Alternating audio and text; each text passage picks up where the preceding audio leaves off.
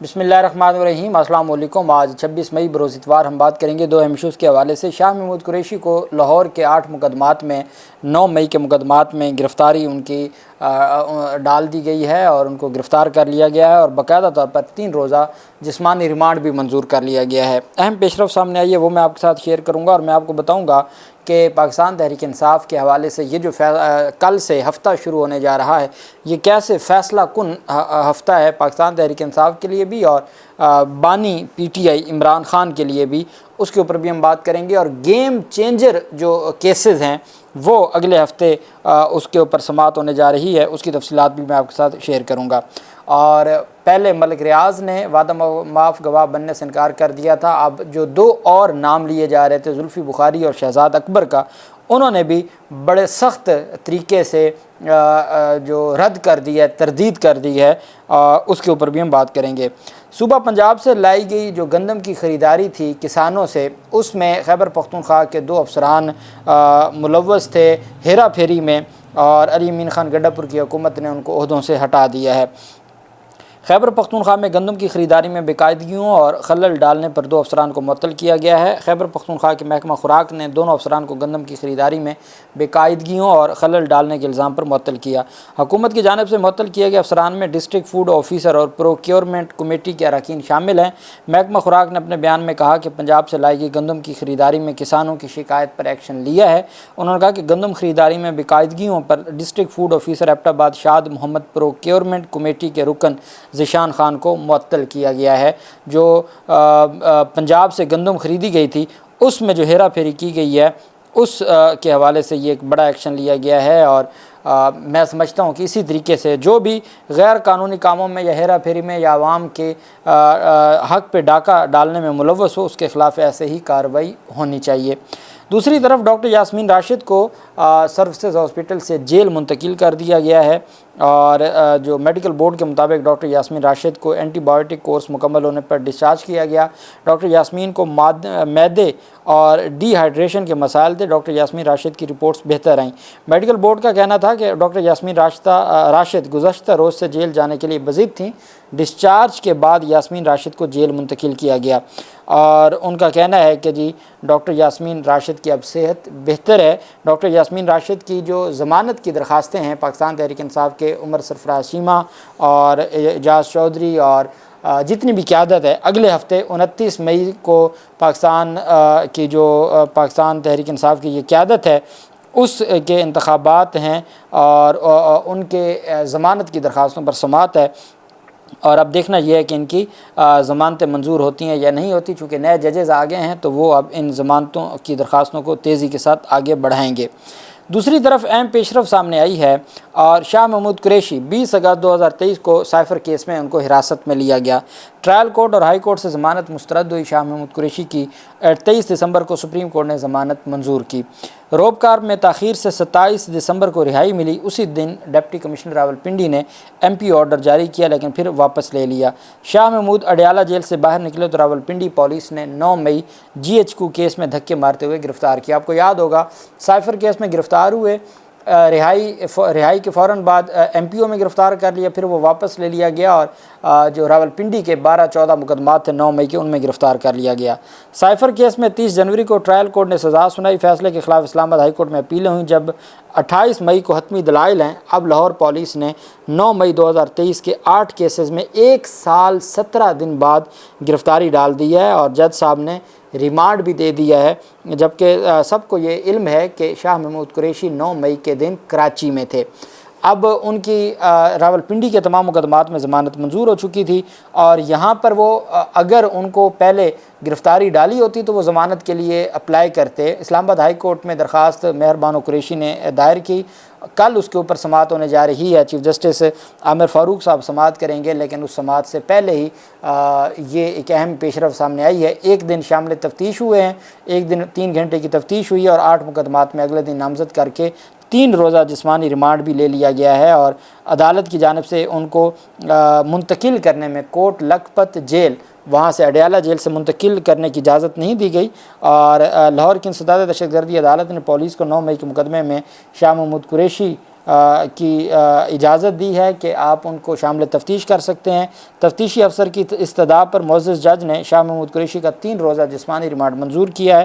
عدالت نے حکم دیا کہ شاہ محمود قریشی کو کل 27 مئی کو ویڈیو لنک کے ذریعے عدالت میں پیش کیا جائے۔ اب تفصیل یہ سامنے آئی ہے کہ جو 2 دن پہلے شامل تفتیش کرنے کی جو اجازت ملی تھی وہ بیسیکلی جسمانی ریمانڈ تھا، اور وہ گرفتاری ڈالنے کے بعد جسمانی ریمانڈ 3 دن کا تھا، جس میں وہ اڈیالہ جیل جا کے انہوں نے شامل تفتیش کیا تھا، اور کل ریمانڈ ختم ہو رہا ہے، اور 27 مئی کو عدالت نے، چونکہ جو معزز ججز ہیں انہوں نے ہفتے والے دن اپنا چارج سنبھالا ہے، تو یہ پہلے سے ہی گرفتاری ہو گئی تھی اور 3 دن کا ریمانڈ بھی ہو گیا تھا جو پہلے جج صاحب ایک موجود ہیں ان کی جانب سے۔ تو اب کل 27 مئی کو ویڈیو لنک کے ذریعے عدالت میں پیش کیا جائے گا، اور پھر عدالت دیکھے گی۔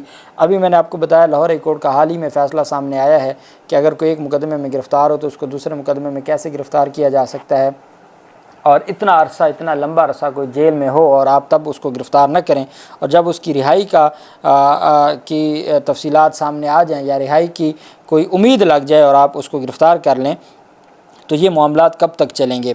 بہرحال اب دیکھتے ہیں کہ کل جو معزز عدالتیں ہیں وہ کیا کرتی ہیں، کیا ڈسچارج کرتی ہیں شاہ محمود قریشی کو، یا یہ معاملہ آگے چلتا ہے۔ زلفی بخاری کی جانب سے چونکہ زلفی، میں نے آپ کو ملک ریاض کا بتایا تھا، انہوں نے کہا ہے کہ میرے اوپر ضرور دباؤ ہے، 1 سال سے دباؤ ہے، لیکن میں کسی کو بھی خود کو سیاسی استعمال نہیں ہونے دوں گا۔ اب زلفی بخاری کا دوسرا نام تھا، اور تیسرا شہزاد اکبر کا تھا القادر ٹرسٹ کیس میں کہ عمران خان کے خلاف گواہ بنیں گے۔ اسی وجہ سے کیس کو ہفتے ہفتے کی تاریخیں، نہیں تو یہاں تو 1-2 دن میں ٹرائل کمپلیٹ ہوئے ہیں، تو یہ جو کچھ ہو رہا تھا یہ کوئی ضابطے کی کارروائی نہیں ہو رہی تھی، یہ انتظار تھا وعدہ معاف گواہوں کا۔ ملک ریاض پیچھے ہٹ گئے۔ اب زلفی بخاری نے کہا ہے کہ مولا کے کرم سے میرا عمران خان کے خلاف جانا کبھی حقیقت نہیں ہو سکتا۔ زلفی بخاری نے کہا ہے کہ الحمدللہ اس وقت میری فیملی بالکل محفوظ ہے، انہیں کوئی دباؤ ہے اور نہ ہی کوئی خطرہ ہے۔ ان کا کہنا تھا کہ عمران خان کے خلاف القادر کیس میں گواہی کا معاملہ تو یہ تو ایک جھوٹا کیس ہے، کیس میں سابق وزیر اعظم کو سزا دینے کی کوشش کی جا رہی ہے۔ انہوں نے کہا عمران خان کے خلاف جانا یا گواہ بننا چند لوگوں کی خواہش تو ہو سکتی ہے، لیکن یہ کبھی حقیقت نہیں بن سکتا۔ ان کا کہنا تھا سابق وزیر اعظم اس وقت ملک کا واحد سچ ہیں، جو بھی سچ کے خلاف گیا وہ ذلیل و رسوا ہوا اور ان کا وجود تک مٹ گیا۔ اور ساتھ ان کی جانب سے یہ بھی کہا گیا کہ جی ہر صورت ہم عمران خان کے ساتھ کھڑے ہیں۔ شہزاد اکبر کا کہنا ہے کہ میرے اوپر دباؤ ہے، میری فیملی کے اوپر دباؤ ہے، لیکن میں عمران خان کے ساتھ کھڑا ہوں، اور میں کسی صورت بھی عمران خان کے اگینسٹ نہیں جاؤں گا، میں کسی صورت بھی عمران خان کے خلاف گواہی نہیں دوں گا۔ تو اب اس کے بعد القادر ٹرسٹ کیس کہاں پہ کھڑا ہے، اس کا جواب اب پروسیکیوشن دے گی، نیب دے گی، چونکہ اب تک 31 گواہان میں سے کسی ایک گواہ نے یہ بات نہیں کی کہ عمران خان یا بشرا بیگم بینیفیشری ہیں اس پورے کے پورے کیس میں۔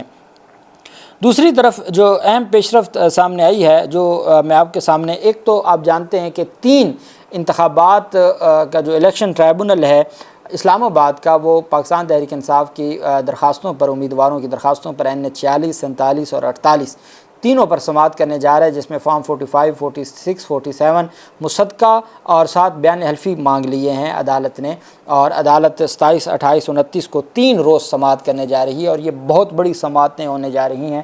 اور یہ عدالت نے کہا تھا کہ جنہوں نے فارم 45 میں کوئی رد و بدل کیا ان کو جیل جانا پڑے گا، اور فورینسک کروانا ہوگا تو بیرون ملک سے بھی کروا سکتے ہیں۔ تو یہ معاملہ بہت اہم ہے، اور میں سمجھتا ہوں یہ گیم چینجر ایک کیسز ہیں جو اس ہفتے سماعت ہونے جا رہی ہے۔ اس سے بڑھ کے جو گیم چینجر ہیں وہ لاہور کے الیکشن ٹرائبونل کے کیسز ہیں۔